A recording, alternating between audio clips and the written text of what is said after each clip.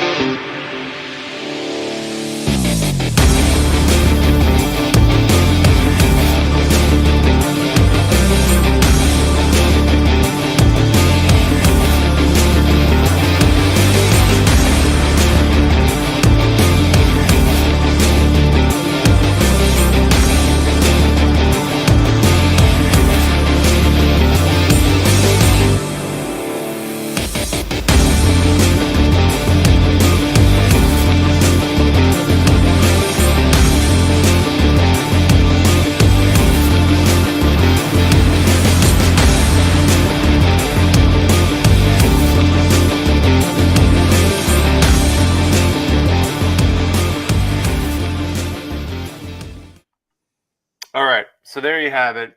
I'm just continuing the promotion of pushing this out there.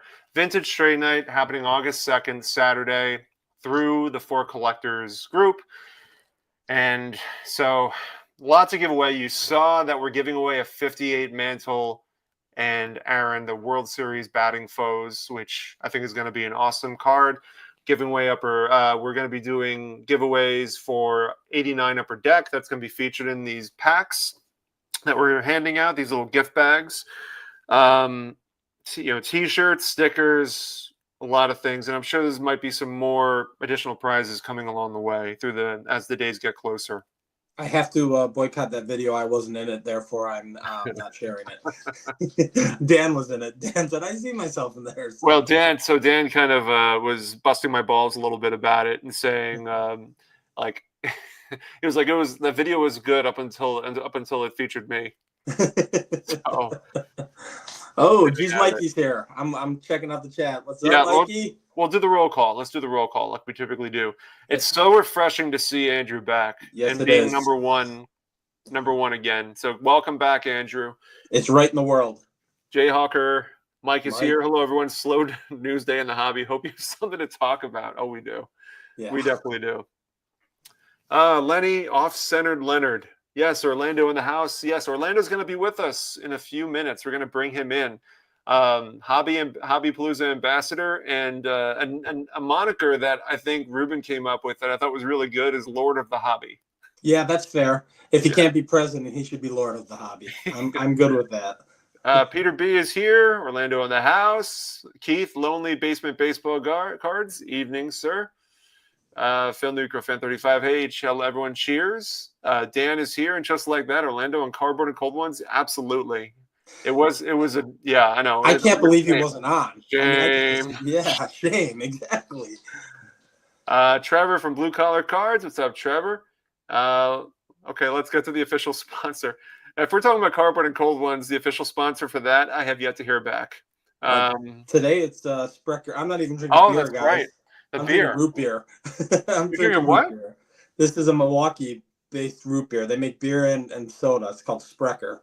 Is that like a hard root beer, or is that just root beer? No, it's just a regular root beer. Oh man, I guess I'm alone on this. Yeah. Tonight I'm drinking Qingdao. Oh, nice. It's a Chinese lager, and I have it every time I go to this Chinese restaurant in the city with my wife.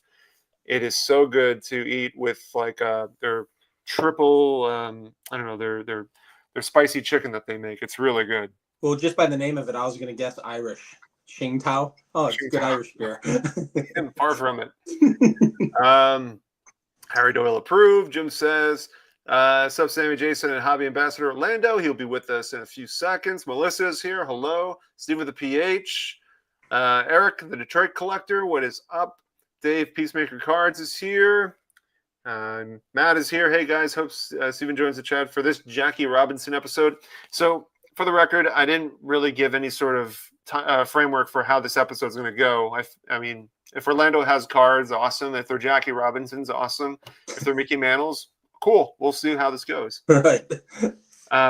Let's see what he says. Oh, yeah, and your buddy, yeah, geez, Mikey, que pasa, amigos? Mikey is here. It's always, I love, when Mikey does his videos, he kind of, like his tone of voice, the way he speaks, it's like, I got more cards. They're a bunch of El Benchos. Mikey is one of my favorite guys to watch. And I'm not just saying it because he's on. He's one of my favorite guys to watch. And I know he had contemplated taking a break and possibly stepping away, and I was bummed. So I'm glad to see that he's still doing stuff. Tony Southern Collector, Orlando is the GOAT. Absolutely. Hey, everyone, does anyone have lag time or can't view the chat? I don't think so. I think everybody's good. I think. Dylan is here with the double shaka. Carlisle's here. How much was Dan compensated for his name, image and likeness? That's a good question. I'll have to report back. Jay is here. What's up, Jay? Carl from Down Under. 4 days until takeoff. White Sox game on Tuesday. National Wednesday. All right. Misfits are having a party at the National. Stay tuned. Okay. Ooh. There's always some news coming on. Yeah. Chinese ale is great. It is very good. I think it's lager. Premium lager ale. What difference does it make? It's beer is beer. Right. Mangini's here. Jacob Dahl, Sammy, Jason, Orlando, and Collector Friends. All right, we're getting a lot in the chat. So, what restaurant should I take my pops to while at the National? It's for his 50th birthday. That's a question for Jason. That is a question for me. If you don't mind spending money, Gibson Steakhouse is right around the corner. Bill Murray also has a restaurant right behind the hotels, and it's pretty good food. There's a ton of good restaurants over there. So it depends, Jux, on what you want. You know, do you want steak? Do you want Italian? Do you want, But Gibson's is top notch. But you're going to spend a little money there. I would go during the day while the Nationals happen because nobody's there. Right. Most national guys won't go there anyways. They don't want to spend their money on good food. They just want to buy cards. So they won't. They'd rather eat at McDonald's. So. Sammy's drinking the 3 penis wine. Well, thank you, Ruben. You ruined it for me. I don't think Orlando has cards. Yeah, maybe not. Maybe we should just end the show right now. Someone say Jackie, perhaps. James Gillen, what's up, buddy? Let's see. Picked up a few more before the National. Look forward to seeing them. James says my video on SGC was choppy. Please go more into that a little bit. I thought I did a decent job at it. I think I'm ready to grab my first Gaudy. And, that reminds me, Bill Murray does have a minor league card from 88 or so. Really neat card. All right. Let's bring in Orlando. Hobby Ambassador, Lord of the Hobby. He's going to be here at the National, and I'm so glad that we're able to bring him on. What's up, buddy? Hey, I'm so happy. My first cardboarded cold one. That's crazy, Orlando. Yeah, I apologize. I went out. I talked to my barber. I called him up. Listen, I'm going to be on cardboarded cold ones. You got to give me a haircut. You got to make me look good because this is the most exciting show on YouTube. So he says, we'll do. So, hey, check it out. I'm going to be really honest with you. I think it was always in my head assumed that you were like one of the first episodes. So I didn't even, and then when I think Sammy and I were just chatting, I'm like, wait, has Orlando ever been on the show? And he's like, no, I don't think so. Well, that Orlando brought it up to us in the chat from last week. Oh, that's right. Right. And everybody was inviting everybody else. And then I'm like, hey, wait, I've never been invited on the show. So thank you guys. It's always fun being on your show. I always watch it, I always chat, and it's just great to be on with you guys. So I love it. I want to make sure I'm looking good this time around. You look awesome. Invite me back again the next time, I've got to beat the drum every time the three of us are together because, and everybody knows it because I say it every time, you are the two who got me to start my channel. So like when I look back at everybody who's doing this now, I always lean on Sammy and Orlando as the two who really got me motivated enough to do this, because I met them at the YouTube gathering before I had a channel, and they were the first two to really engage with me and really just poor soul. Yeah, I know. Jason was, I think I should do a channel. I said, well, stop thinking, just do it. Right, right. And Sammy was saying the same thing, and I just kind of went to people who I watched, and then that was it. So my bad channel, you guys can credit these two guys. So yeah, and again, anybody who's even thinking of making a channel, guys, just look, come on out to the National, come out to the YouTube get together, and I guarantee you we're going to convince you to get that channel going. Yep. And if you need any shout outs or any help in getting some subs, hey, that's what we're here for.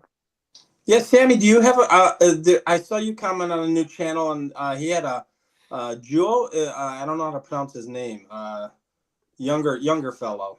I just watched. He had some O-Pee-Chee cards that he was getting graded and stuff like that. Yeah, do you know him, Sammy? Or you might have just been being. He said, "Well, or it's nice to see you're on here." I didn't know if you knew him from somewhere else. I gotta take a second look. And I can't remember the channel. I'm drawing a blank, unfortunately, right now. But Juho, that's it. Juho, yeah. Right. Yes. So, yeah, okay, yeah, Juho. I know him from Garfield at the shows. He's always there. And he's going to the National, and it's really cool that he started his channel. And younger collector, which is always a lot of great stuff, though. Had a ton of great stuff on his first video. Yeah. And he's sending it to SGC. Yeah, we're gonna get to that. Don't worry. Yeah, I know. We have nothing to talk about today. What's coming up in 3 days? That small show, and then something broke out today. I don't even know what you guys are talking about. Oh yeah, slow news day. I guess we can address the elephant in the room, I suppose. All right. So, I mean, absolute. Not. I can't really say shocking, because I guess everybody was sort of expecting this, but I was listening to Mike from Baseball Collector, listening to his video, and he believes that SGC is not going to entirely go by the wayside, but it's going to be. I think he mentioned that he believes that you're going to be given the option when you go to submit your cards. You can either get the tux or you can get the PSA slab. You're going to be given the choice.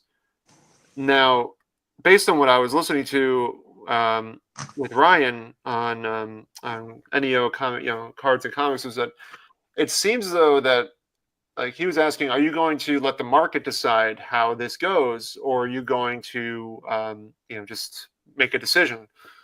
And it sounded like Ryan was leaning towards kind of playing it, seeing how it goes, but really coming back to the whole vintage thing with SGC.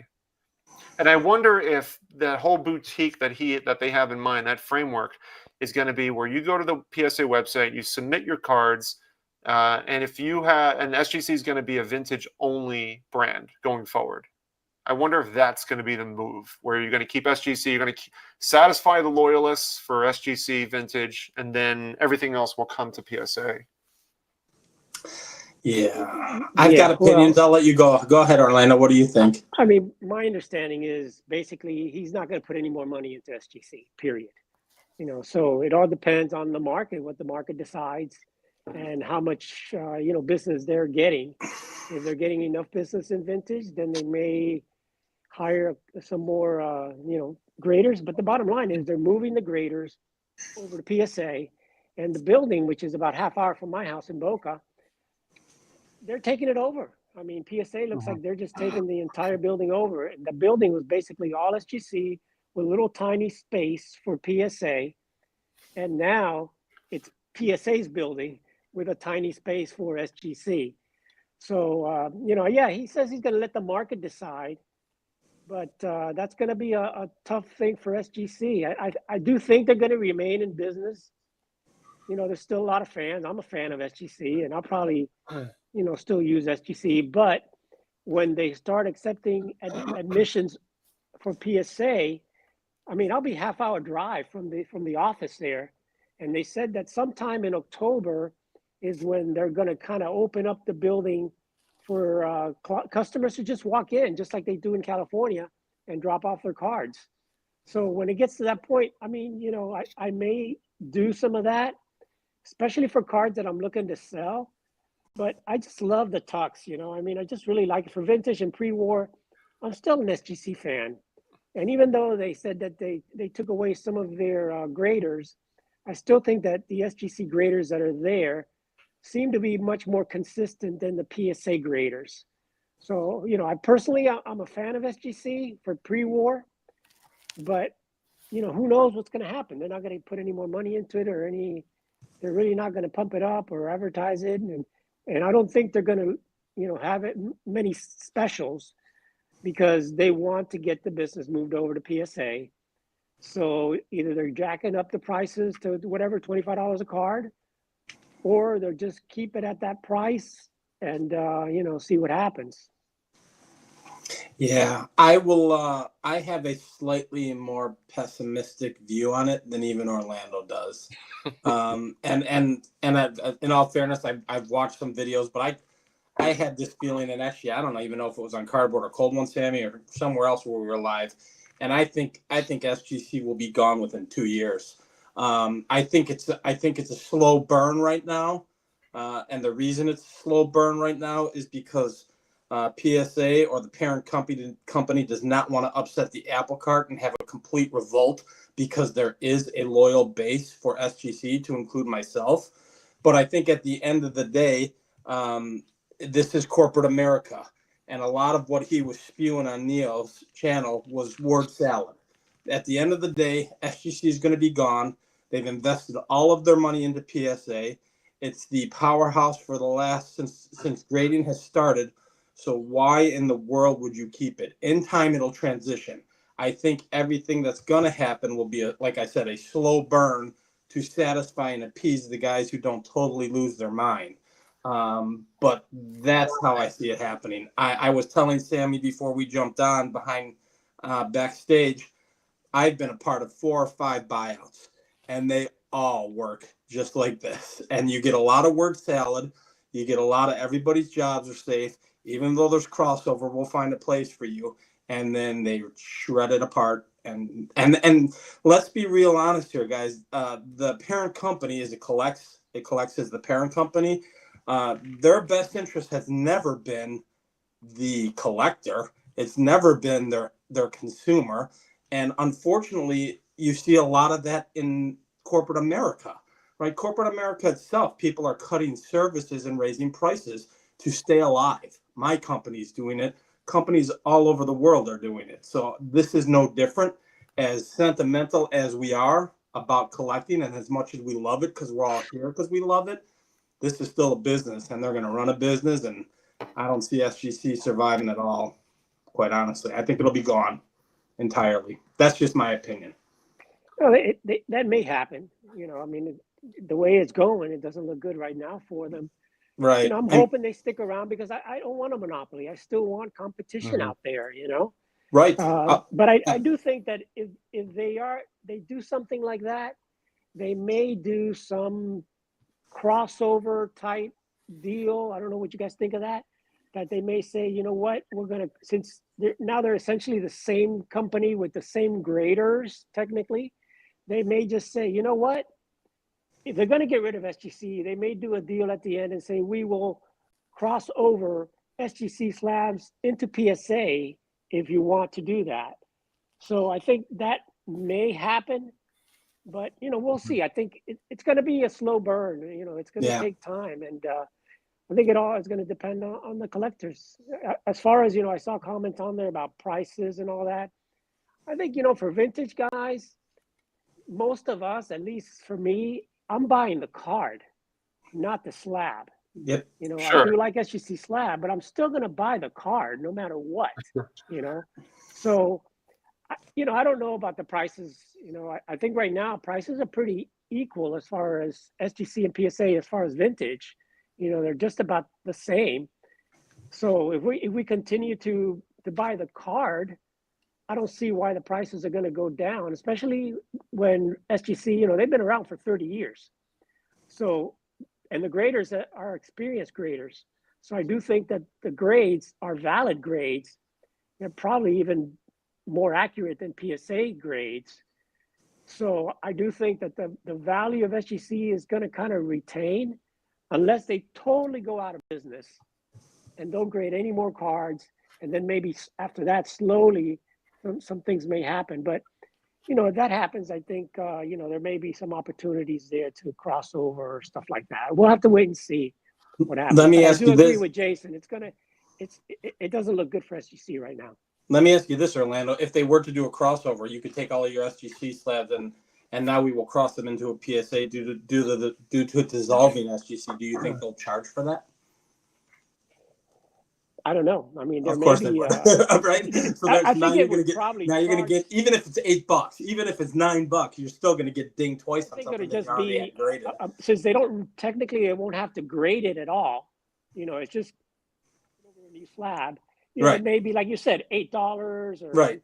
or whatever it is, something cheap just to reslab it, the reslabbing charge, whatever that would Right. be for them. But they'll make more money off of you. So what about they're always gonna make money. But what if it's like a really high profile card? Like if you have a really high expensive card, let's assume it's like, I don't know, $10 to cross over, just in general. I'm just hypothetical here. But if you have a high profile card, I mean, they're going to start adding premiums to it. But Don't they now? PSA does now, don't PSA they? I does know, now. but this is a little different though. This is a special circumstance. You have no other. So if you want that thing slabbed, you have no other. You have. It does become a monopoly, which Orlando mentioned earlier, which is horrible. There's no competition. But where are you going to go with it if you want it slabbed? So you're going to pay it, right? I mean, if you're going to go and cross over 52 Mano, you're going to have to pay thousands of dollars to get it, crossed over. Forget it. I don't think people will do that. Right. But I think if it's just a card that's under whatever the limit is, $1,500 or something like that, yeah, for $8, $10, a lot of people will cross it over to PSA. What do you think what do you think what do you think the difference is now in this situation now, where let's assume that SGC does get swallowed up completely, PSA becomes the monopoly. What's the difference between SGC now versus the grading companies in the 90s that went by the wayside? I think, me personally, currently as it stands, or as it stood, call it 6 months ago before the buyout or whenever the buyout happened, they were actually customer driven. And I think Peter was doing a good job. I think Peter did a great job. Peter was customer driven. Peter was driven to keep them boutique and grow them, right? And quite honestly, this is just my opinion, they became such a threat that's why they got bought out, right? If they weren't a threat, PSA would have left them alone. If they were HGA, for an example, I'm just throwing, I don't even know if they exist anymore, but they were no longer, if they were no longer a threat, they would have just left them. But I think he did a good job growing the business, building confidence from his clientele. All of us, most 99% of us vintage guys, at least I do. I love SGC. They were my grader of choice. Now you're already seeing it. You saw it once the buyout happened. Wait times are longer now, right? I do think in Neil's video he talked about, is there a potential price upcharge, or was that I'm going to let the market dictate it?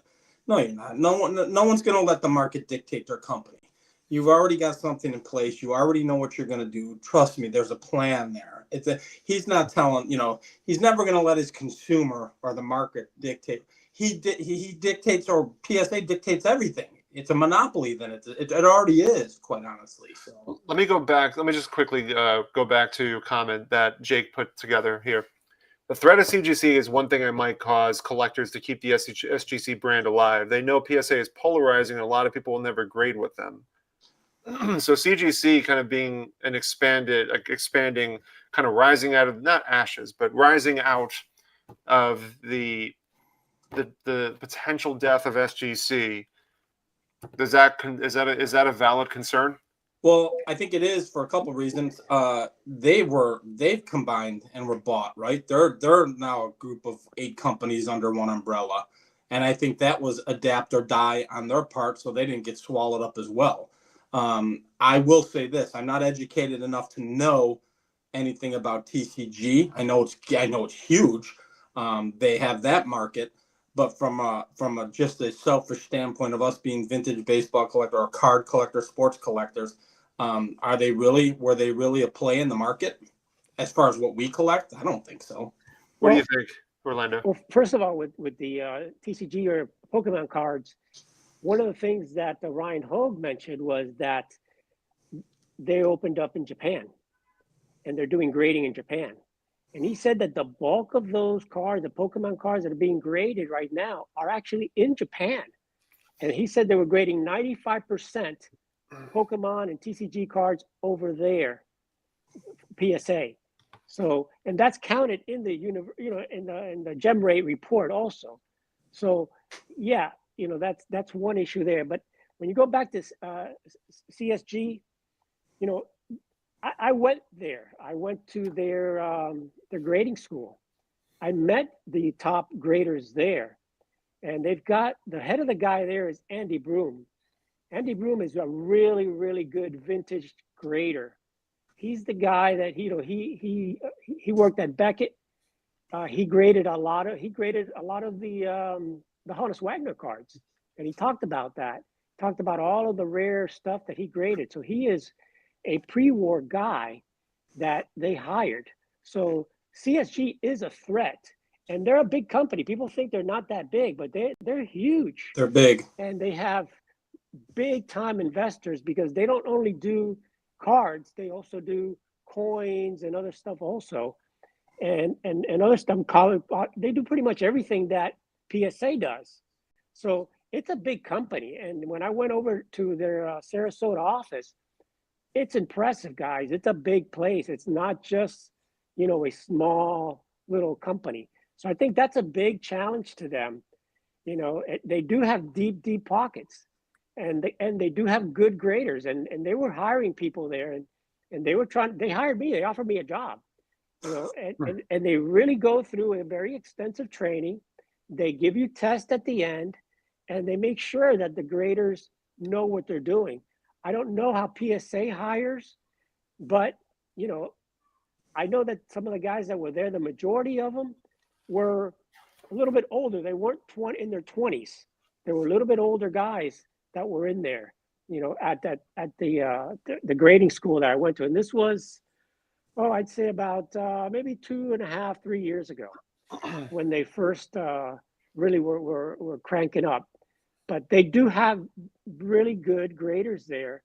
And I got a chance to talk to them and really got to know Andy a little bit there during the training. It was a 3-day training. So CSG is a real threat to them. And I think that's what they're looking at more than SGC. SGC for them, it's like you said, it's going to be like a boutique type thing. But the thing with SGC is that I really like is the customer service. You can literally call somebody there. They'll talk to you. They'll answer the phone. You can literally go to their place, drop off their stuff, and somebody will take care of you and all of that stuff. And Ryan Hogue talked a little bit about it on Neil's interview, and talked a little bit about some of the issues with a PSA, especially customer service wise. He mentioned there was some orders that kind of get put off to the side. That's his word. That if the guy, if your credit card is expired, they can't charge it. They'll take the entire order, put it off to the side. If you send an order in there with 20 cards and you actually have 21 cards, they don't touch it all. They just put it off to the side. And he had one comment there that there was one order that was placed over to the side and it sat there for 5 weeks. And nobody even realized it. They put it in like a separate room, a separate place. And some quality control people are supposed to go through it, but how busy they are, they don't do it. And some guy DM'd Ryan or whoever, and said, hey, what's wrong with my order? It's like 5 weeks late.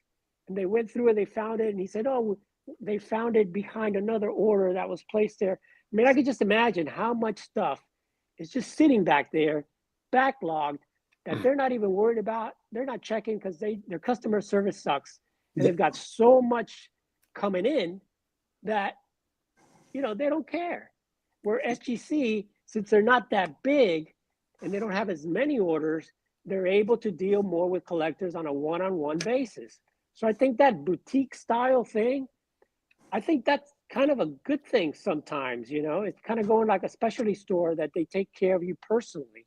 So I think until PSA adapts that great customer service that SGC has, a lot of people, like Jake said, are going to be hesitant to, or they're going to, I guess, decide, hey, I'm going to, whatever, I'm not going to do PSA because I don't like them, or I'm going to, what do they call it? They're going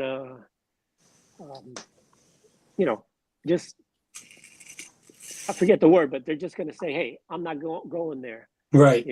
And you may have a lot of people that just are not going to grade at all. Yeah, I'm swinging towards that. I've already made that swing. And again, Sammy and I were talking backstage. There are stuff. Boycott is the word I'm using.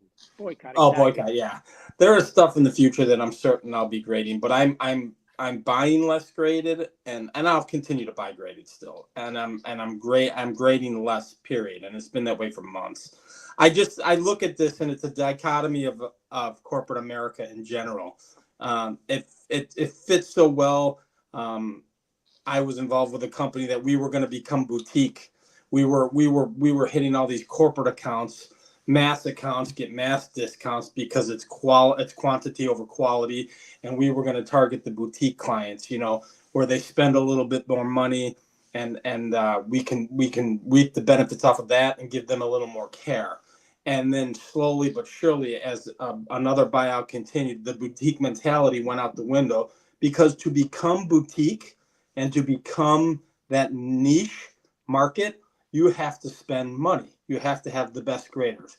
You have to have the speediest time. You have to have people who can manage things better and quicker, and that costs money.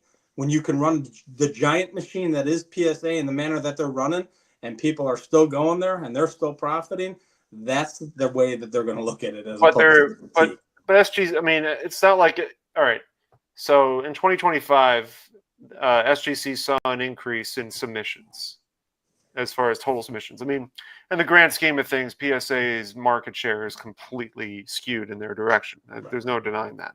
But at the same time, it's, based on, I guess, they were looking at reports from years prior, and they were showing that SGC's growth was, submission growth was still exponential, was still rising. So that's why that's why the idea of doing like the boutique and applying it perhaps to only vintage, because that seems to be the greatest percentage of people submitting. That might not be a bad idea. I mean, I don't know what the finances would look like for something like that, but to completely dissipate the tux altogether, to me sounds like a bad idea. Yeah, I think you're right, Sammy. The growth was there, and which is partly the reason they got bought out. So the growth is there. You don't want to upset that apple cart of the loyal clientele that SGC has formed. But if you pull that trigger and you take that beating for the first 6 months or the first year, where are 90% of those people going to go anyways? Particularly in this hobby, right? Where there is, and I'll use a Mangini phrase here, there's a lot of lemmings, right? At the end of the day, it's, well, I got to get it graded, so now I got to go to PSA, right? And we're all guilty of that, to include myself. So I'm not picking on anyone who chooses PSA or SGC or grading, period. But at the end of the day, everything shifts, the tide shifts.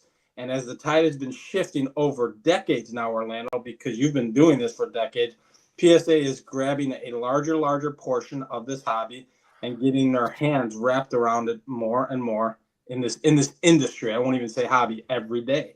So why would they keep is the tux an expense? If I have to make a different case, that's an expense, right? That's an expense. We hit possible different machinery. We already have the graders. We took the good graders. We'll bring them over. We'll keep them. They can be our vintage guys, but we're putting it in our slab because we've already got this already. There's no reason for 9 slabs because that's a cost. So let's cut the cost and let's roll. I mean, it's difficult, and I come off so pessimistic on this only because I've seen it. It's occurred to me. It's happened to me several times in my industry where this is just how it rolls.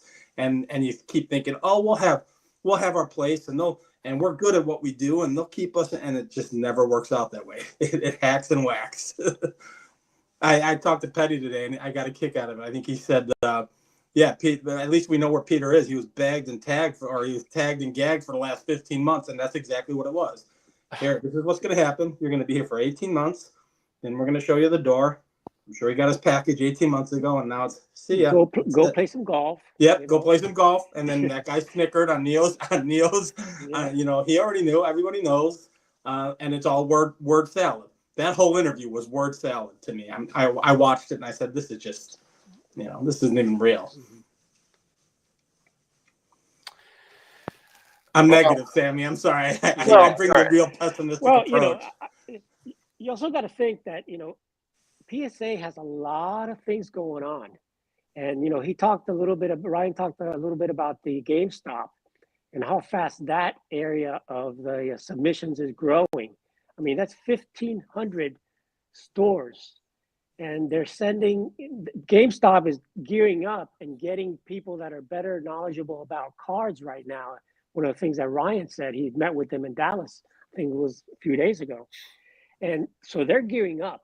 And I could just imagine the quantity that they're going to start getting in from GameStop, from eBay, because they're doing eBay Direct now, and all these other vehicles they're using to get more graded stuff. And one of the things that Ryan said is, I think their bulk submission, they've got it to, I think, 45 days. And, Neil asked him, can you get that lower, like 20 days, 25 days? And he said that probably not. And they're not really looking at doing that.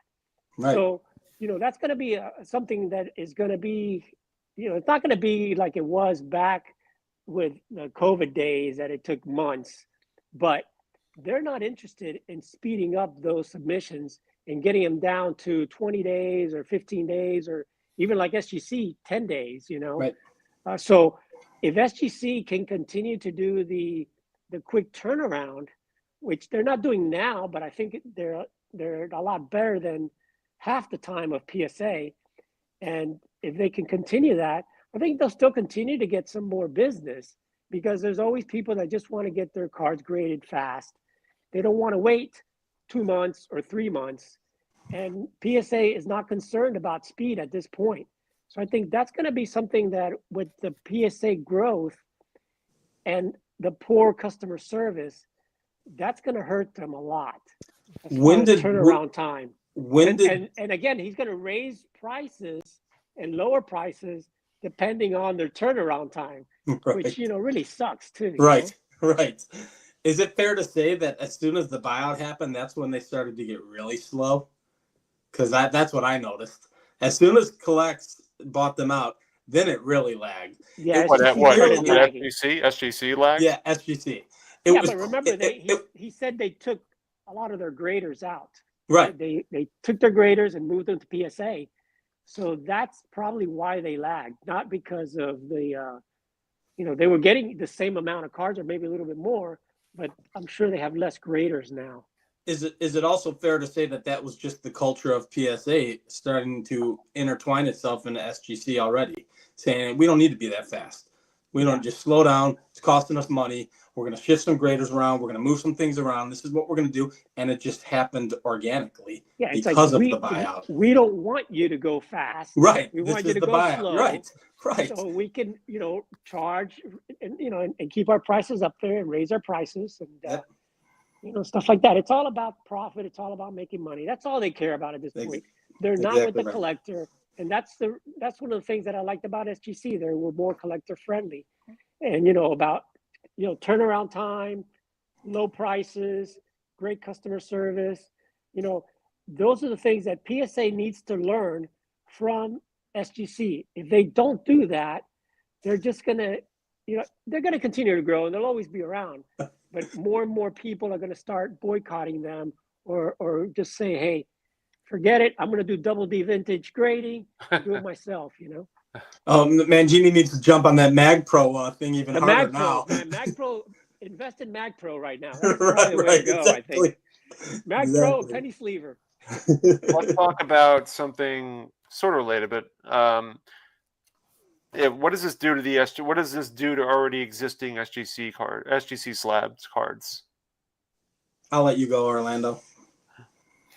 I don't think it's going to do that much. I'm still going to buy SGC. Again, I'm going to buy the card. I'm not going to buy the grade I or the understand. slab. So I understand. yeah, will it in general? Maybe the SGC prices go down. Maybe, but I don't think it's going to be that dramatic because a lot of people still trust, especially when you get to vintage and pre-war. I mean, if you're going to have a Pokemon card in SGC slab or a modern card, yeah, probably those prices are going to go down. But I think the vintage guys like us and the pre-war guys will still pay for. I'll still pay up for an SGC slab. I mean, not pay up, but I'll pay the price that it's worth. So I think if you look at history itself, it can kind of dictate what that's going to do, right? Beckett is still around as much as we didn't even mention them once, right? When I'm looking for cards, and I've mentioned this on my channel and on other lives, because I don't care what slab it's in. That doesn't make a difference to me.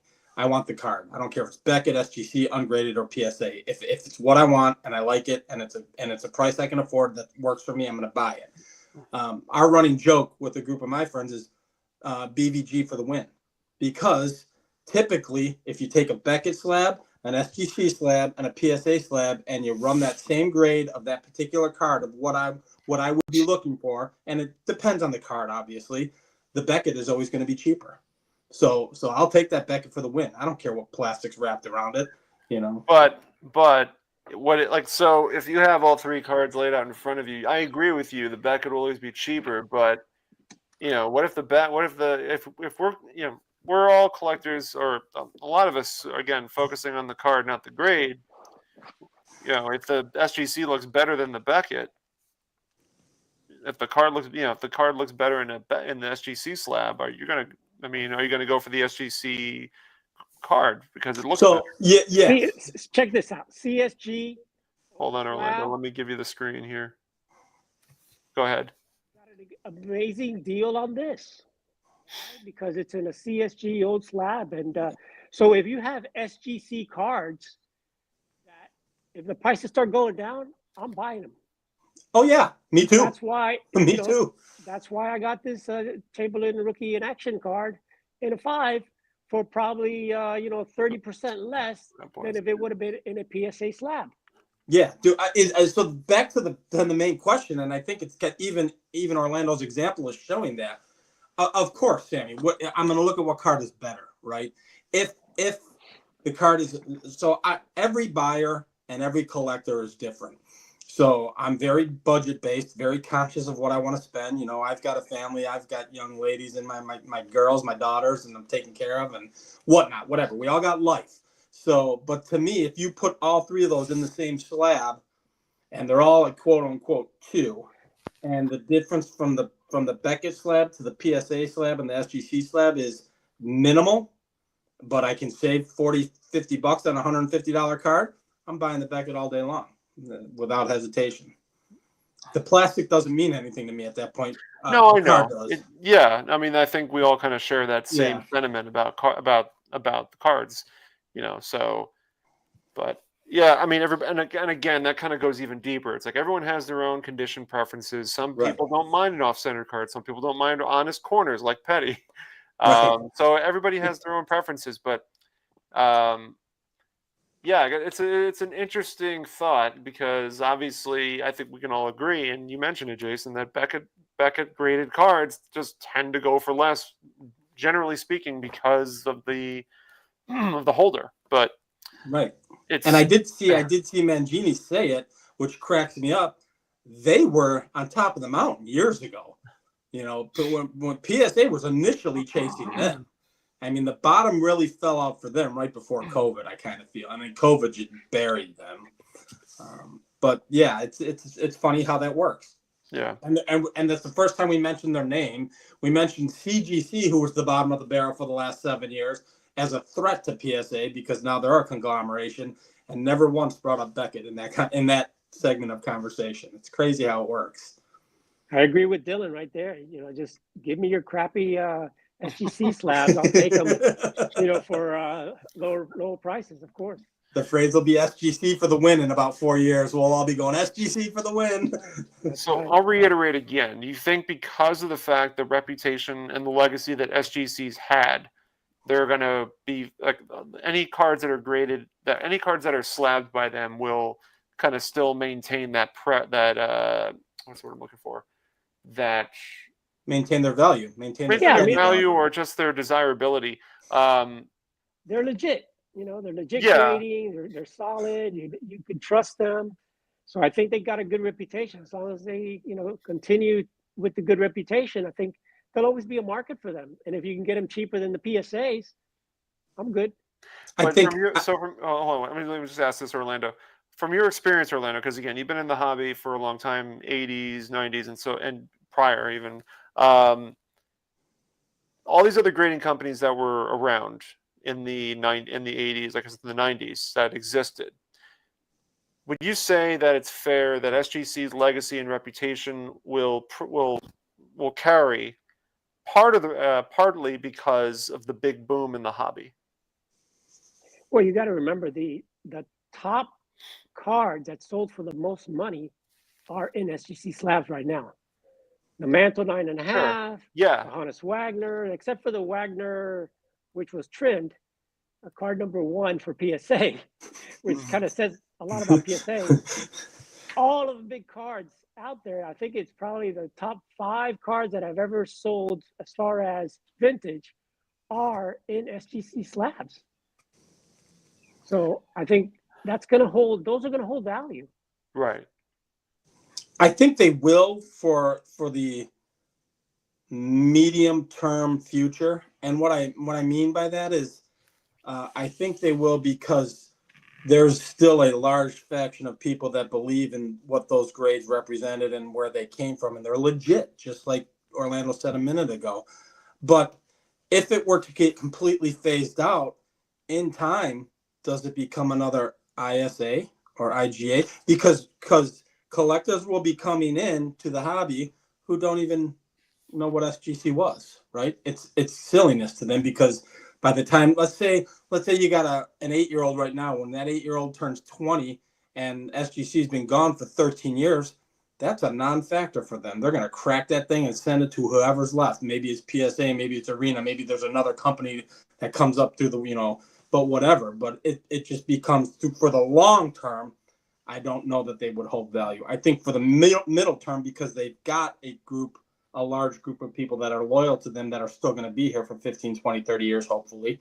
But long term, do they become another? There's so many companies, IGA, and I don't even know, there were a ton of them. Yeah, but you're talking about stuff that really were new. I mean, these, SGC's been around, like I said, over 30 years. Yeah. It's not like they're new or anything like that. So what is long term? 5 years? I think 5 years will still hold their value. Yeah, I agree with that. 10 years, I don't know, maybe 15 years, 20 years. 20 years from now, I'm going to be almost 90 years old at that point. Let's not think about that. Who knows? But I really don't think that they're going to, within the next 5 to 10 years, I think they still will continue to hold their value. I think that's fair. I agree. After that, we'll see, but you still have a lot of collectors that are now in their 40s that know SGC, that love SGC, and they'll continue to stick with SGC cards because they know that they're solid. They have good grades.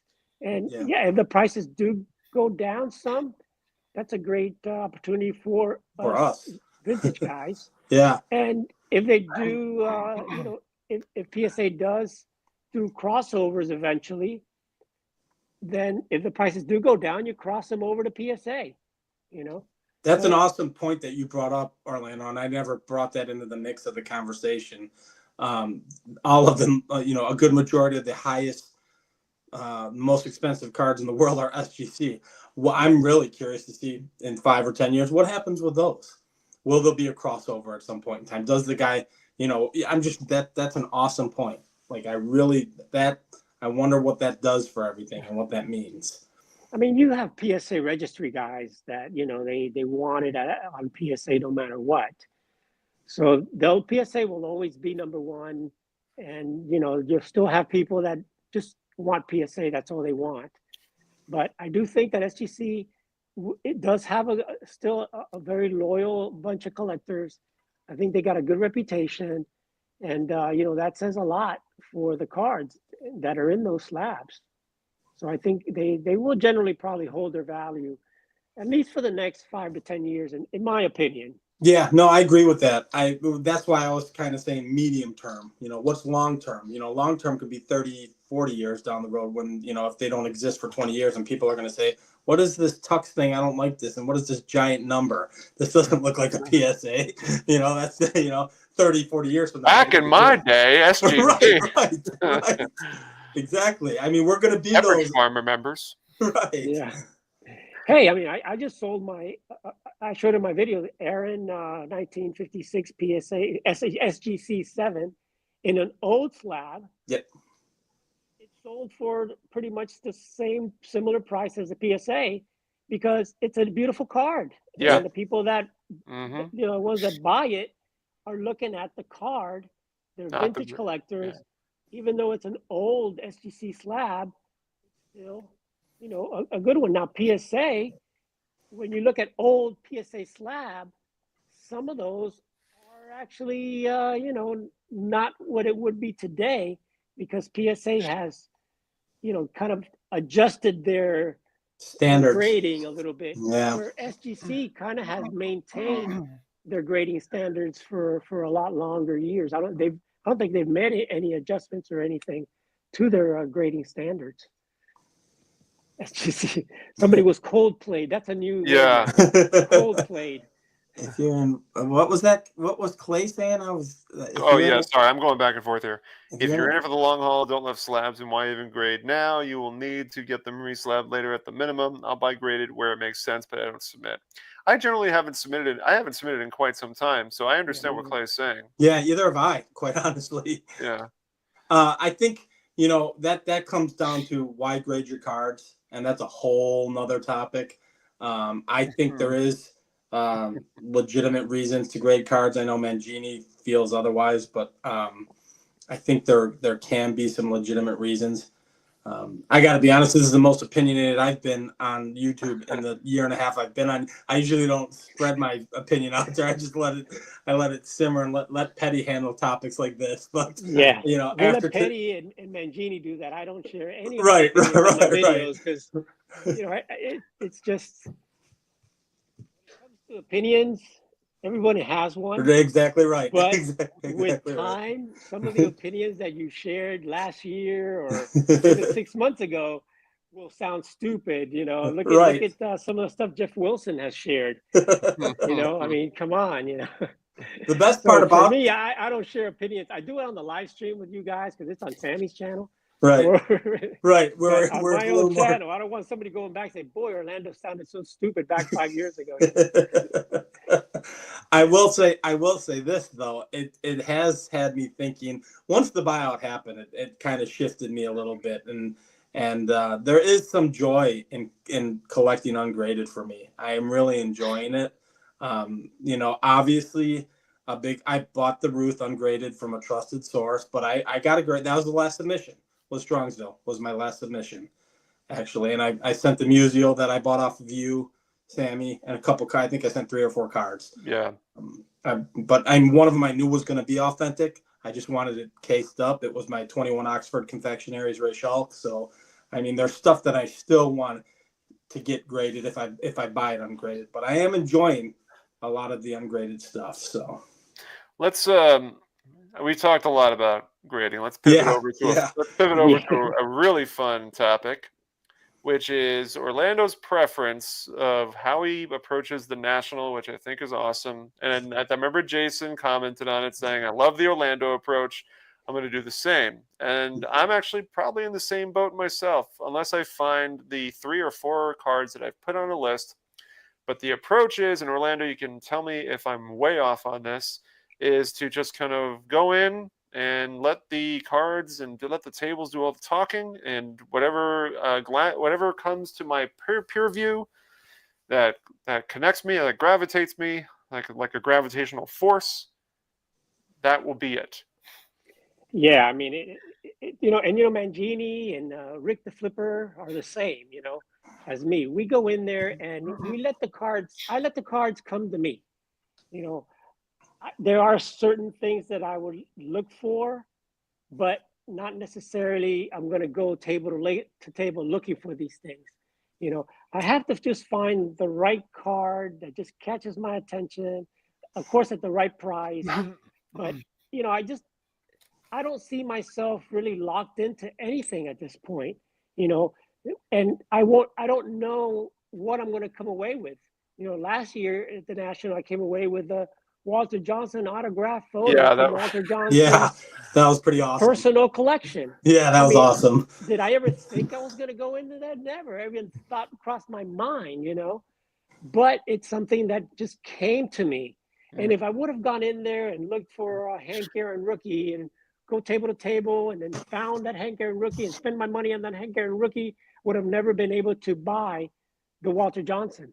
So it's just one of those things that, I'm going to go in there.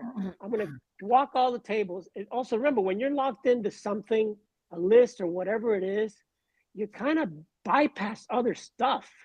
I mean, even I was with Darren and his dad, and Darren was looking for certain things and all that stuff, and he couldn't find it.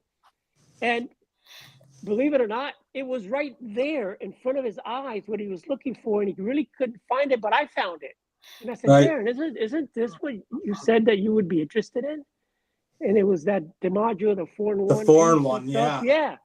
And he was so locked in on looking for certain things that it just missed his mind, And, so for me, I just, I kind of have an idea of certain things that I would like to get, but I'm not going to be locked into anything, because I just may find something that just is a one-of-a-kind piece, catches my attention.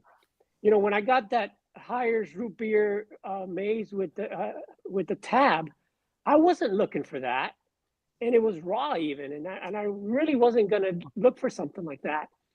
But I saw it at the dealer's table. When I got a good look at it, I said, man, this thing looks great, and it was raw. I knew it wasn't going to be fake. You can't really fake that. No, you can't fake that. We talked a little bit about that last week, I think. Right. And I got a great deal from the dealer there. And it wasn't something I was looking for, but it just caught my eye. It just, boom, it's there. This is a good opportunity for me. And I went ahead and got that. So that's kind of the things that I like. I've always wanted one, but I didn't go looking for one, So for me, I'm going in with the same attitudes as I go in every year. Walk the room, do video of some of the tables, just kind of see what's out there. And if something really catches my eye, and I think this is going to be something that I'm not going to be able to get somewhere else or on eBay or whatever, and the price is right, I'm going for it. So, and you just never know. Sometimes you get some of the better things from other collectors and talking to other collectors. So I do that too. I generally don't buy anything on the first day. I go shoot some video, I walk around, I talk to people, and do that kind of deal. And then, I got a feel for the room, got a feel for the dealers, and then I'll walk around again and just kind of look, and something will always catch your eye, and it always ends up being a good thing. In Strongsville, when I got the red cob, the polar bear cob, I wasn't really looking. This was last year, not this past one. I wasn't this really year looking you got the E90-1, didn't you? That caught my attention, and I looked around and I saw it. I was with Petty at that one there. And you know what? This is the right one. It was the right price. And it's just something that, hey, I'm going to go ahead and get it. And it was a beautiful card. I'm glad I got it. The same thing I did with the red cob. And I wasn't looking for it, but I saw it. A guy had like 4 different red cobs. And as I looked at the table, that one stood out to me. And when I asked to see it, I turned it around and it was polar bear back. I said, oh, wow. And that was the one. It was just the right card for me at that time. So that's kind of the approach I take. And I I'm telling you, it's worked out well for me. I always end up buying something good and unique and different, and it's almost like Christmas, you know. Yep. It's a surprise, and That's exactly I right. love to get great surprises like that. So that's my approach, and you know, that's going to be always my approach. That's exactly how I approach it, Orlando. And I've told the story on this live. Last year's national, I went in with a Target card. I was with Sammy, and we were looking, and none of them really fit the bill for what I wanted to get. And Sam and I were walking by a booth, and we just took a peek, and there was a 41 double play, Cronin, Ted Williams, and I'm like, look at that thing, that's beautiful. Had no intention of that. Wasn't even on the radar. And Sammy's like, well, do you want that card? I said, well, I want it now. and I got a good deal. So I bought it. And then that was the last time I ever went in thinking I have to buy this card. And I'll never do. It's like Christmas. It's like you don't know what you're going to come out with. My wife and I were talking the other day when we had our kids. We didn't find out if it was a boy or a girl. And that was fun for us. And my daughters think we were crazy. Like, how did you not know? How did you know? We just didn't want to know. So that's what we did. So. Same premise. It's just be surprised, have fun with it. Who's the guy at the Cleveland show last year that had an entire kind of like I don't know, maybe 4 or 5 tables worth, and he had the entire U-shaped section where he was selling nothing but pre-war cards and Cuban cards and really rare stuff. He was in like not in the main space, but this was the dealer that Mangini bought that Tris Speaker card from.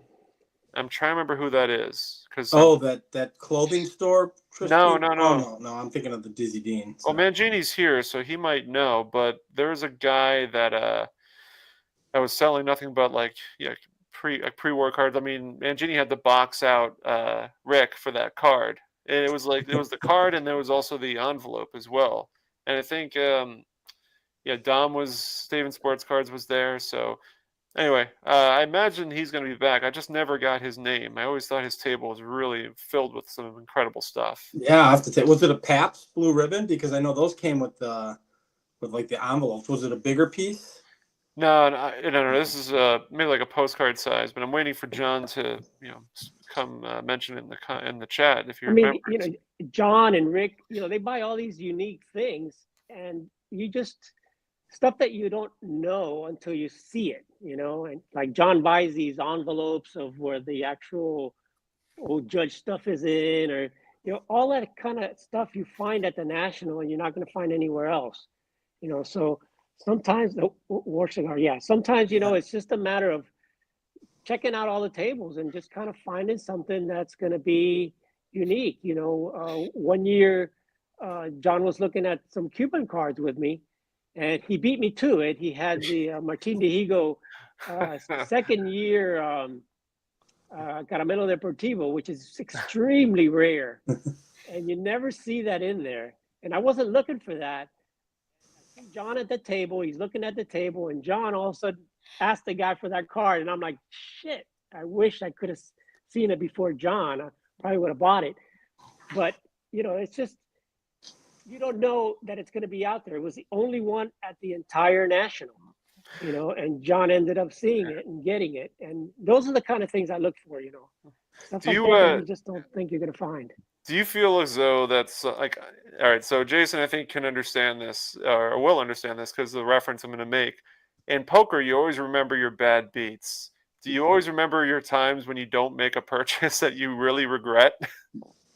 Yes. 100%. I do. It's just like poker. You remember your bad beats more than you remember your good beats. I can tell you what the percentage was when I lost, and he hit a 2-outer at 2 or 4.5%, and I was 98% to win, and this is how it played out. And I can also tell you, I passed up on this card. And I can tell you specific ones that are still in my head, and they've been a year or two ago, and I'm like, I should have bought that.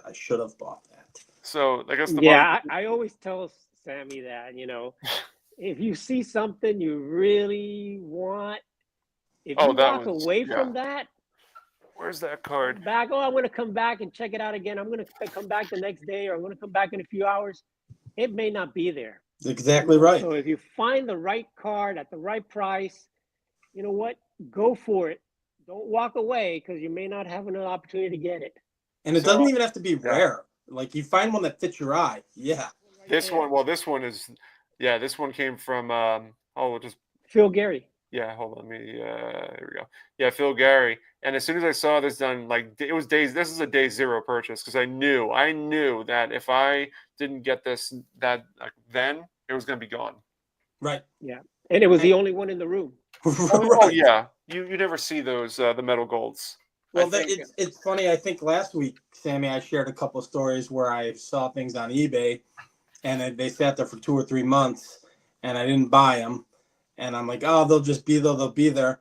And then they got purchased. And not only did they get purchased, 2 particular items that I'm thinking of in the last 2 months, they got purchased by friends, content creators. That's even worse. So I know who owns both of them. And Probably I Rick the Flipper got it. and I laughed because it was my fault, right? I could have bought either one of them at any point in time, and I didn't. So I'm happy for them actually. But it's funny because we always say the hobby is this community is such a fantastic resource, and people can help you and to get you into the cards you want. I find also, yeah, Mike knows because he's one of them. Shame, Mike. Hey, Shame. Mike, I'm jealous of you. But what also occurs is I find that a lot of people, like, you got to keep in touch, and there's a lot of us with each other. I won a card, and the underbidder was a guy who follows my channel, and I'm very close with him. When I go to card shows with him, I showed it on my channel, and he literally texted me 10 minutes after I posted the video and said I was the underbidder. I said, I wish we would have known. We probably bid each other up. We could have figured something out here. But I have already made a purchase, as you know, Sammy. I haven't told anybody what it is, but it's someone we know in the hobby, and they mentioned that they have cards for sale. And I wanted to jump on it immediately because I know 2 or 3 of my friends would have jumped on it before I would have, and I would have missed it. So Aaron would have probably got it. Yes. So I contacted them. I contacted this person. Like, I don't even think they had them in hand yet. And I contacted this person and I said, well, what do you have? So, well, to kind of give some context, I'm not going to give it away, but no, you can.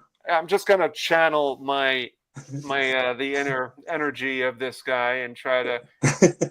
Obviously, he's a firecracker when he goes into his rants, but when he's like he always feels really good when he sells something to a fellow YouTuber collector, and so I'm channeling what I can always hear what he says when he does this. He goes, "Oh man, I'm just really glad it's going to you. I'm just really glad it's going to you." Well, it's funny because again, and we're all. Collections are fantastic. Everybody here has an awesome collection. Everybody we hang out with, everyone collects a little differently. There are certain levels of collecting, and I'm not like a big level collector. So to have an opportunity to have this card is awesome to me. It's perfect. It's a perfect storm. So yeah.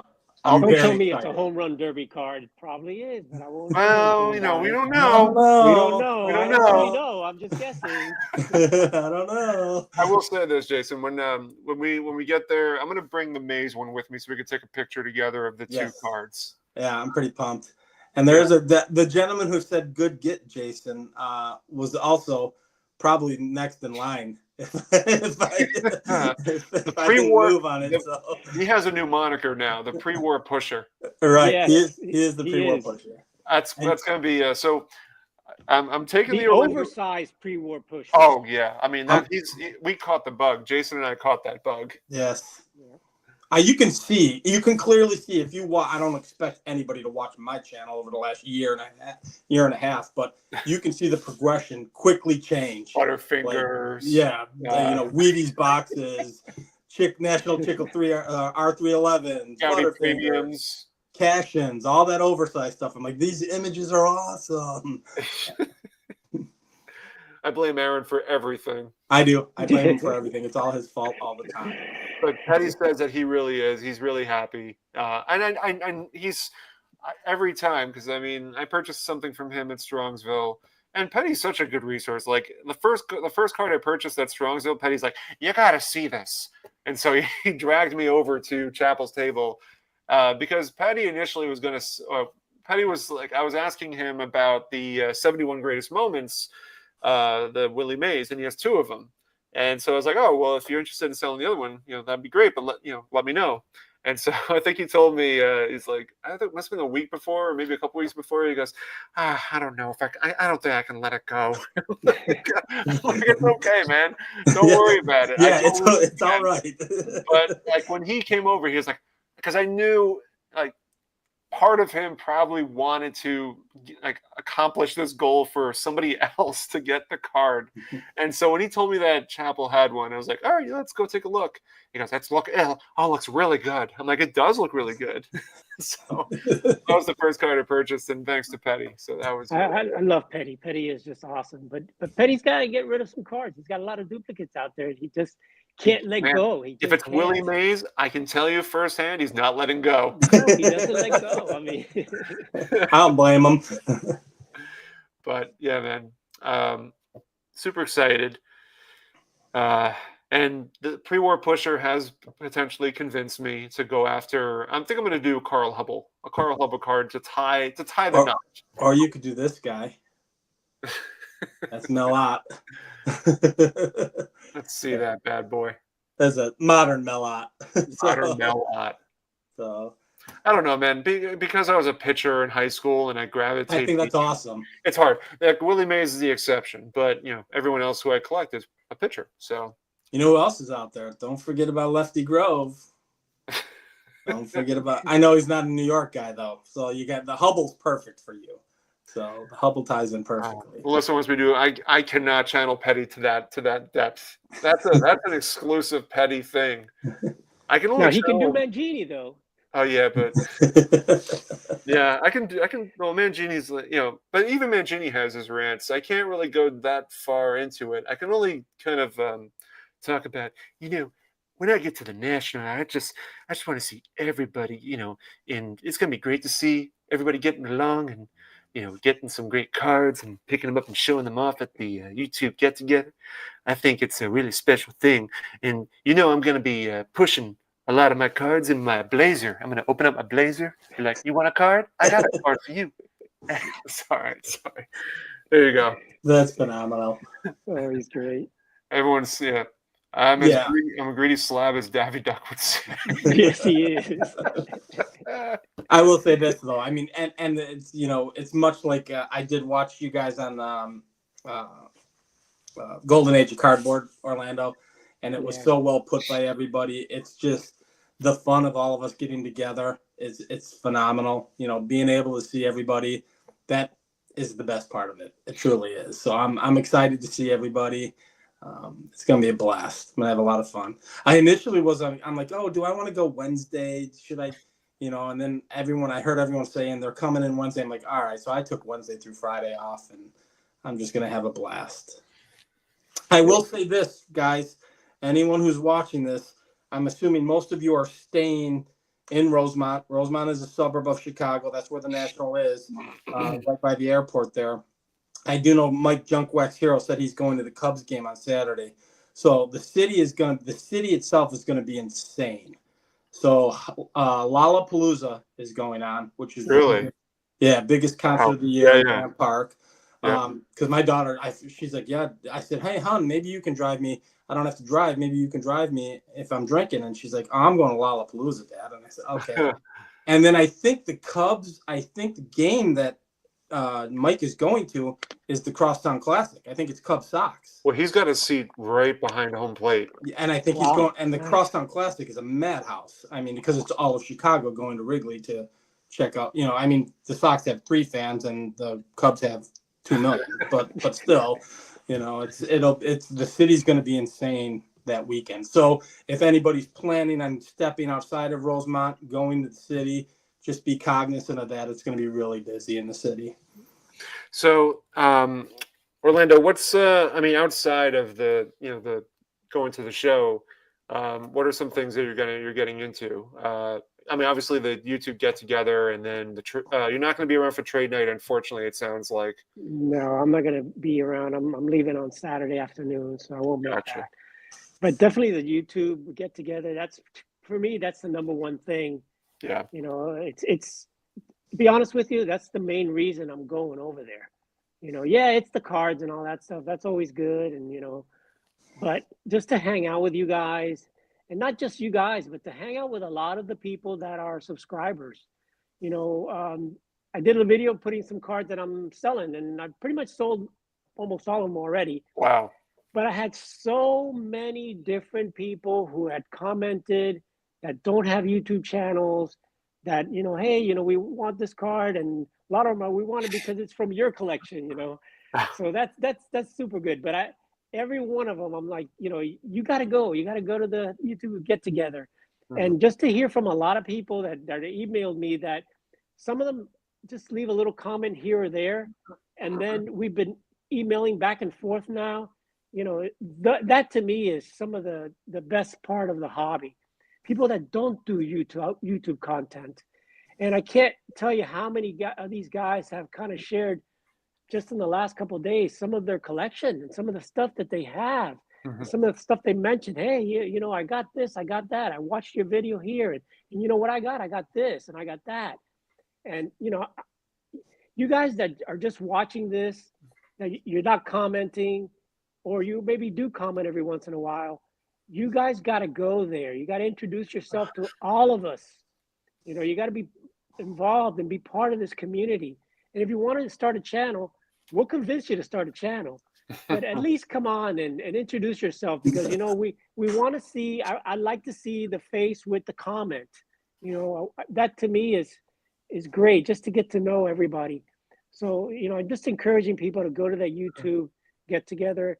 There's going to be a lot of people there, and we got the pizza, and Yes. he's going to order Giordano's pizza, and then Chris from Missouri told him, order 50 pizzas, and then from one place, and then order another 50 from another place, like a half hour or 45 minutes later, because he says if you order them all from one place, they make them all at once. They'll be cold by the time they get there. So we'll have a variety of pizza there. And, it's just going to be a great hangout for a bunch of guys that all love vintage for the most part. And, to me, that's the highlight. Friday night, I'm going to the dinner with Ash that Ash is having. A lot of guys are going to that. Yeah, I'll be going to that as well. Doing it. We got some guys that don't produce content that are going. A lot of good friends that I've become friends with. Lou from New York, I think Sammy knows and works with Sammy actually. Yeah. Lou, yeah, he's going to be there also. So you're going to have some people that don't do YouTube, but that are very, our followers. So it's going to be a lot of people there. So that's going to be exciting also, and just to be at the show. And I'm asking anybody who's there, come talk to us. Even if you see me filming, come talk to me. I'll try to pause my video and we'll talk, but say hello, because to me, that's the most fun of anything. And, we got to see a lot of guys. I got to meet Dave, who has one of the best collections ever. He's the guy that has the, is that the guy I took a picture with his cards? Yes. Yes. I still have that Mangini picture. took a picture with his 52s. He had the mantle in a 7.5. He had the Jackie in an 8, and the maids in an 8. Yep. These guys don't do videos, but they have some of the most incredible collections in the world. And I just love to see this kind of stuff. So, that's what I'm looking for. I'm looking for guys that watch our videos that may comment or may not even comment, but they're going to be there. Yeah, look, he became our buddy, That's awesome. Don O that does the football, me and him have become great friends. He's got one of the best football collection in the world. And he doesn't do YouTube at all. I'm hoping that we can get him to do a live stream. Greg and I were going to try to do it, but we had some issues with his phone there. But you're talking about guys that have been collecting for a long time, have some of the best collections in the world, and they're not on YouTube. So I love to meet these guys. Jeremy Lee. To meet Jay Lee over there. Yeah. I didn't realize he's like 7 foot tall, and what a great guy, though. I mean, just to see all these guys that you see all the time. Even Dustin, sports car dad. Meeting him was a good thing too. And yeah, there's a few I haven't met Dustin. I haven't met Jeremy Lee. Jeremy Lee's been making the rounds on a lot of Flippin' Vivid Steve shows. and Neo. I've met all those guys, and Filmington, and great guys. Even Jeff Wilson. I actually spent a little bit of time with Jeff Wilson and his son. Got to talk to him for about 10 minutes while they were eating a hot dog there at one of the stands. But it's just great to see everybody. And, for the most part, I think 99% of the guys are super nice and friendly and all that. Even Jeff Wilson was pretty friendly with me.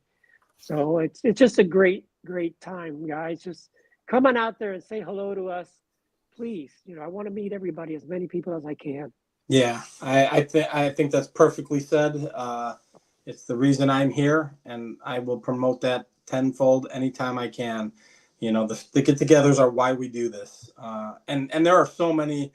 I'm just looking at the chats here. James doesn't make any content, and he is part of our community, man. He comes to Strongsville. He is just, my buddy Joe. He doesn't make any videos, and he's tied to Aaron and me, and we're like the Three Stooges. And actually, I met those guys before they had channels. I mean, Chris's friends, Chris from Missouri's friend. Yes, I got Coop to meet and Tom. Yeah, they're cool guys. I mean, Tom Great and Coop guys. are great guys with incredible collections. They pick up some epic stuff. Yeah, epic stuff. Yeah, so it's really good. There are really, really a lot of great people out there. Not just YouTube content, but people that you can become friends with, and they are part of the community. And it's all about contact. Sometimes, hey, they're looking to sell some stuff, and you maybe pick up some good deals from those guys too. So just never know. You never know. Exactly and right. Petty, of course, the best. It's creator of them all. It's awesome that he's going to be able to make it. And also, I want to give Petty some kudos. I think my understanding is that Petty put the finances together for Caesar to come to the National this year. And this is going to be my first time meeting Caesar, the only Ford collector out of the group that I haven't met in person.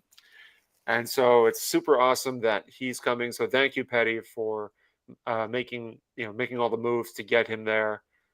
Huge props, man. I know that's it's not cheap, so I totally appreciate that. That's just a small example of how awesome he is. I can't wait to meet Caesar. Caesar and I have become good friends. We've been doing a few live streams together. Right, you did the Hobbypalooza. Man, we've been talking back and forth, and what a great, great guy he is, man. I'm telling you, he's just so down to earth.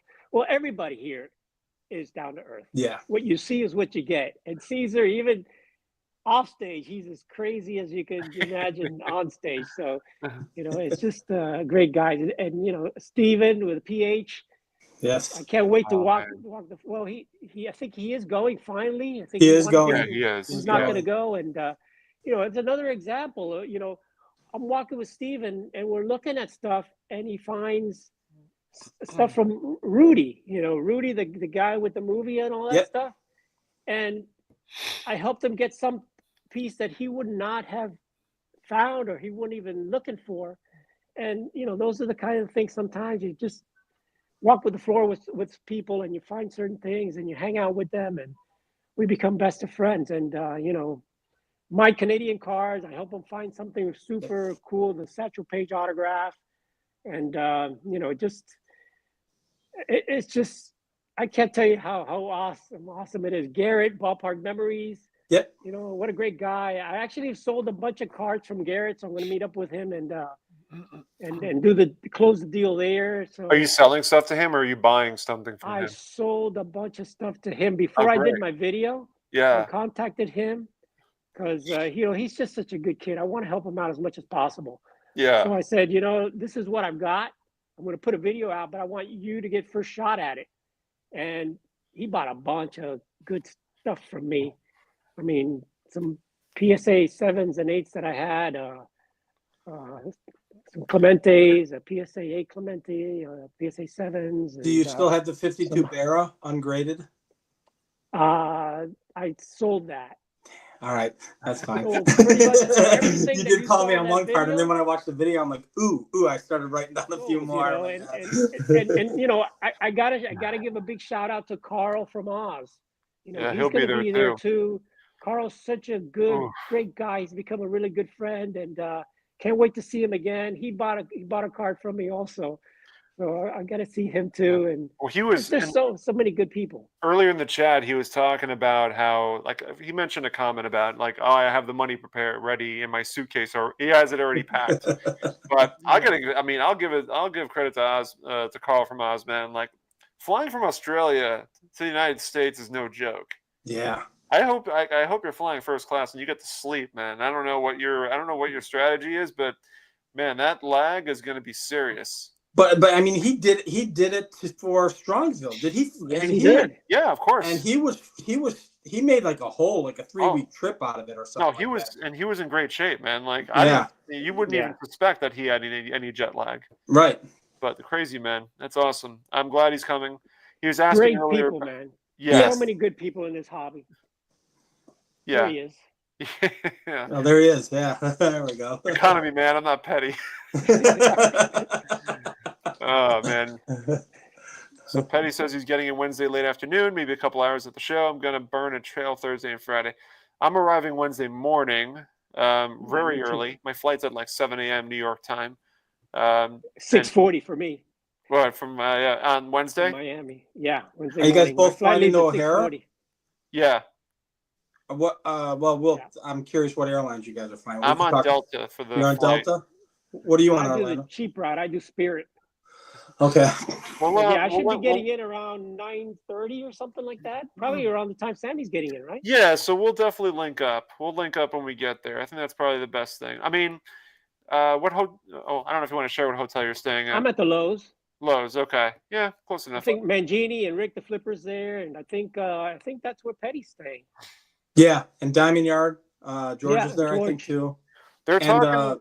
James. I think James there? Yeah, I think he's there, but I did talk to James too. James got a lot of good stuff. He bought a big collection, guys. So check out his table. I'll give him a plug. I know he picked up a bunch of great cards. He picked up a 51 Bowman Mantle rookie Wow. and a few other things. So he bought a lot of stuff, and he's going to be there with George. I think they're going to kind of be together with his other guy with Dallas. I can't remember his name. Yeah. But, check out that table. Petty's at the Crown. He's at the same. He's right across the Yeah, street. that's where I'm staying. Yeah. Well, Right. Crown has a good breakfast. It's all together anyway. They're all right there. Yeah. Yeah. But I mean, my thought was when I arrived, I was gonna take the shuttle, and because they offer a shuttle, but last time I tried to do that, I can never find it. So, Well, we could talk after this. yeah, logistics. Yeah. There's supposed to logistics be can a be worked shuttle out. there that takes you over there, but we'll figure it out. And I also got to give a shout out to Ryan Breakout Cards. He's going to be my roommate. He's been my roommate the last few years there. He's going to have at the Lowe's, I think it's around 8 o'clock or 9 o'clock. It kind of after the YouTube hangout. He's going to have a non-sports trade show or trade night at the Lowe's, and it's going to be, I think, probably 8 or 9 o'clock at the Lowe's on non-sports, vintage non-sports. So if anybody's interested in that, also. Awesome, and that's at Lowe's after the At the Lowe's on Thursday. Yeah, it's on Thursday night. Probably after the YouTube hangout. YouTube starts at around 6 or so. Yeah. Yeah. So that's probably going to be till about 8 or 9 o'clock, and then after that, if you want to go over to the non-sports trade night, he's going to have that. He's kind of sponsoring that out there at the Lowe's. Gosh. Very cool. Yeah, logistically speaking, I saw Petty said they're all pretty close in Uber ride. The Lowe's is walkable. It's a longer walk, a little bit longer walk. Where Petty and you are staying is right across the street. That and the Embassy Suite are legitimately right across the street. Yeah, well, the Lowe's Convention is pretty center. much a couple blocks away. Yeah, it's about 3 or 4 blocks away. They're all very close. They're all walkable. You don't even need to do the Uber. Keep in mind during the show, that road there, Higgins Road, gets backed up. Like, because I'm driving in every day, I'm gonna get there real early because I know just to get to a parking spot's gonna be insane. So, but yeah, it'll be busy, but there'll be traffic, people controlling traffic out there and whatnot. So Well, I heard that they invested a lot of money. They bought a whole bunch of new air conditioning yes, units. they have a new Yes. HVAC, new Wi-Fi, or new Yeah, Wi-Fi system. $200,000 with a new Wi-Fi. So I think Yeah. that's going to be good. So I don't think we're going to have a problem with that. Petty, Just the pizza's walking distance. Giordano's is right around the corner. You could walk there from your hotel. yeah, Word. yeah. Now, if you're going to go to Gibson's, you better have made your reservations because I don't Yeah. think you're going to be able to get in there at all. Well, I plan on going in like the afternoon because I remember 2 years ago I went there during the afternoon when the show was going on. Nobody was there. I just walked right in. Well, let's try to do that on Sammy. Whenever you, I've Yeah. never been to Gibson's. I've been Oh, looking it's to go. good. Oh, it's good I know. stuff. I've been dying to go. Maybe we'll get Petty over there to go. You've never been to Gibson's? Never. Oh, okay. I I got tried there. to get in, but every time I go, I know. it was packed. You So can't there's- go. You can't go there after the show's finished. I mean, you're Right. never going to get in. But if you So- go there like at 1 o'clock in the afternoon, you'll walk right in. So I will tell you this. Obviously, you know, I live in the area, so I have a car. There's another Gibson's closer to my house where you would be able to get in. So like if we wanted to take a drive for a dinner or something like that, we could figure stuff out. But we'll talk about all that later. So Patty, Gibson's is like a steakhouse, ribs. You know, like I got the ribs because they're like the barbecue sauce is absolutely dynamite. It's giant portions. It's not cheap, but it's Yeah. delicious. It's a supposed to steakhouse. be the best steakhouse. It's in one of Chicago. the it's one of the better ones. There's a couple in the city that are really good. Aaron's boy Joe is saying, "Is there sheets?" I see Chris from Missouri's asking about Miller's Pub. Chris, that's in the city. That's a hike. So, and that's right by Lollapalooza, and Lollapalooza is going to be a madhouse. So that might be tough because I wanted to take a bunch of guys to Miller's Pub because they've got a whole wall dedicated to Bill Veck, and it's an old school pub that's right in the loop, right in the heart of the city. And I go there quite a bit when I'm in the city, but it's going to be tough to get to there. I think we're going to have to stay suburban, stay in the suburbs if you want to see something. Now, the city's going to be a madhouse. Patty, you're good in cargo shorts and a t-shirt. They're not. It's not. There's no dress code. I don't think. For Gibson's. Yeah. I mean, maybe have a collar. You know, like that. You're good, Petty. Don't worry. For about lunch, it. for lunch, Anywhere you it's go, less you're good. important. For Listen, lunch, as soon as Petty like whips out the checkbook, all bets are off. right. So they'll be fine. Yeah, I wish I could go to the trade night. I was actually even invited on Saturday night. The Hobby Hotline crew is going to have a dinner also in Chicago. Who was that announcer for the Cubs that's famous that he died? Harry Carey's. Harry Carey's, yeah. They're going to Yeah. have a get together at Harry Carey's also Hi. on Saturday. Do you know which one? There's multiple. I think it's the main one in Chicago. So that's on Randolph Street. Yeah, that's going to be right in the heart of the city. That's going to be tough to get to. I was invited to that, but I won't make it. But Dr. Beckett, all those guys are all the Hobby Hotline crew. They have good food. John Newman and stuff. Yeah, They I have wish good I could food. go because they say it's really a nice restaurant and they got a lot of memorabilia and stuff in there too. Yeah, they do. And then there's one in the suburbs again closer to me where I live, which would be easier to get to from Rosemont than the city one. So it's all logistics. Obviously, if you're gonna spend the day in Chicago, I mean, the thing I'm trying to tell everybody is, like I heard Mike Junkwax here say, I'm going to jet to Wrigley Field. That's not a 20-minute. If you're going to Wrigley, plan on being there for the day. You're going to be there a long time. Getting out, he's going to get out, and it's going to, it's a day game. And I think the trade night's at 6. And I was telling Sammy, I said he's going to be hard pressed to get back to Rosemont at 6, depending on the traffic and how he goes there. So.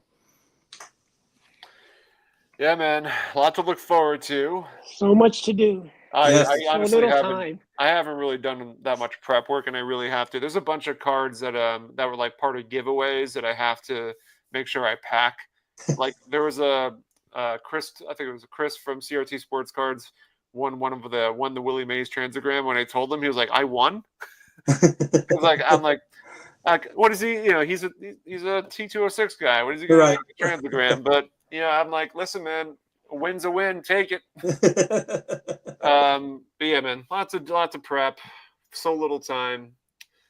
Yeah, But that's the bonus for it being in my hometown. I don't have to do anything. yeah, you're fortunate to be able to be like, Yeah. I don't have to do anything. I just get up and go, and I still, Yeah. there's a type of beer I wanted, and the beer is only sold in Wisconsin.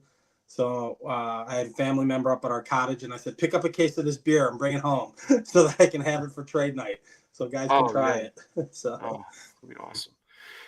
All right, guys. I think we hit that plateau. We didn't really show that many cards, but that's okay. The conversation was really good. no, it's perfect. I think it was really good. So, and everyone in the chat seemed engaged. So everyone seemed to have a good time. But listen, man, what are we now? We're 6 days. I guess Thursday's already done, technically. You can think of it as done. So 5 days away. For some people, it's 4 because they're going to be getting there Tuesday. Right. But yeah, listen, guys, just a little plug. I'll be on Sundays for Collectors, the last live stream before the National. And I'll be going on and providing a link. You guys can jump on in. Whether, it's going to be mostly like trade night, showing what you're going to bring. But if you're bringing cards in general just to the National, jump on. Like, yes, the focus is trade night, but I want to give the opportunity for people to kind of just show some stuff that they're going to bring.